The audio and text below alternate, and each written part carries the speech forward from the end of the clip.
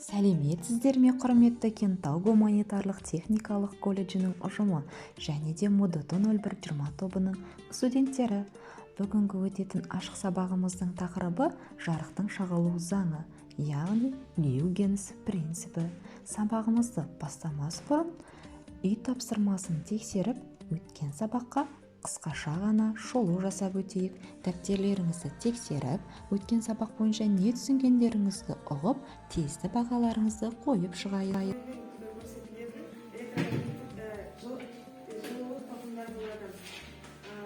және олардың қадамдардан тұрады. Қадамдар ерекше жарық бөлшектері болып табылады.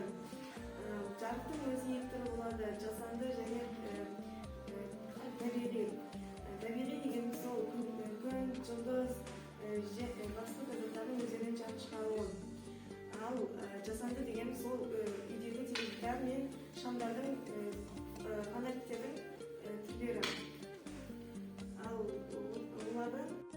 Ал олай болса, кезекті жаңа тақырыпқа берелік. Ол үшін мен сіздерді 3 топқа бөліп алайын.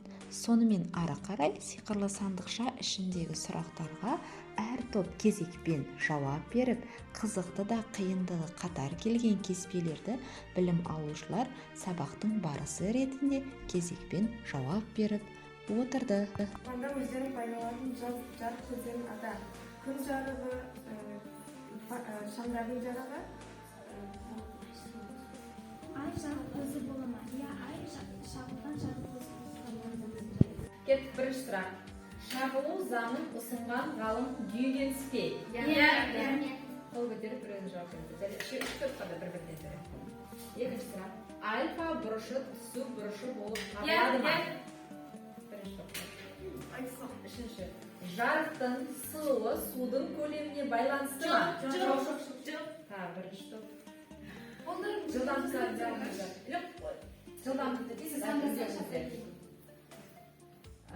Түсу бұрышы шағылу бұрышына тең бе? Шағсаң дұрсыз. Бесінші. Егер альфа бұрышы 45 градусқа тең болса, онда бета бұрышы 50 градус бола? Жоқ. Алтыншы сұрақ. Су мен ауа арасындағы бет шекара ма? Түскен сәуле мен шағылған сәуле тең бе? Жарық жылдамдығының мәні 3 көбейтілген 10-ның 8 дәрежесі ма? Күн сутулы деген ай күннің бетін жартылай немесе толық көлегейтін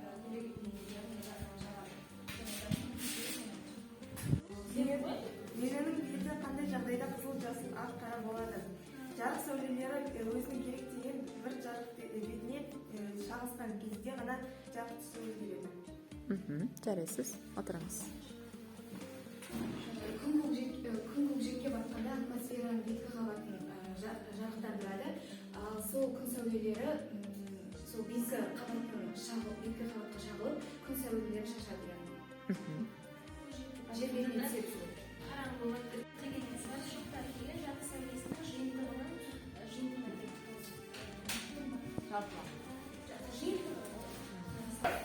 Жарықтың түсу бұрышы 45 градусқа тең, сыну бұрышы 30, жарықтың шағылу бұрышын, абсолютті сыну көрсеткішін және таралу жылдамдығын анықтаңыздар. Оқытушы ұсынған жаңа тақырыпқа байланысты есептерді білім алушылар тақтаға шығарып, оның дұрыс бұрыстығын анықтап, есептің шығару жолын тиянақты түрде түсінді. Айтыңыз қаласа?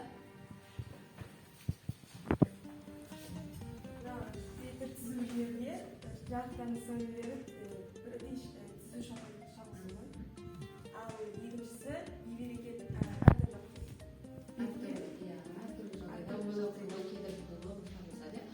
екеуін атап бере аласыз ба? Бірінші қандай шағылған түзу түскен жағдайда?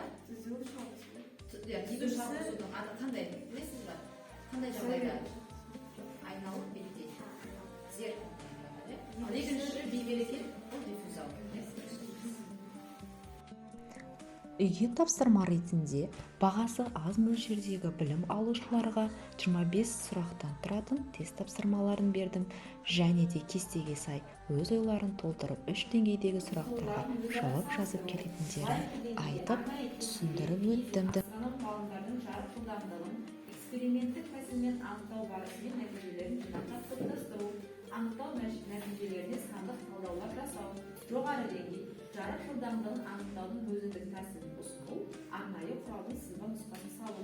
Яғни мына кестені сызып дәптерлеріңізге және де қай мерзімде қай ғалым ойлап тапты, зерттеушінің атын жазасыздар. Жарық жылдамдығын қандай есептеу тәсілін ойлап тапты, жарық жылдамдығын анықтау тәжірибесінің нәтижесі қандай болып шықты, соны жазып келесіздер. Түсінікті болды ма? Осы жарық жылдамдығын зерттеген ғалымдарымызды 3-7-ге дейін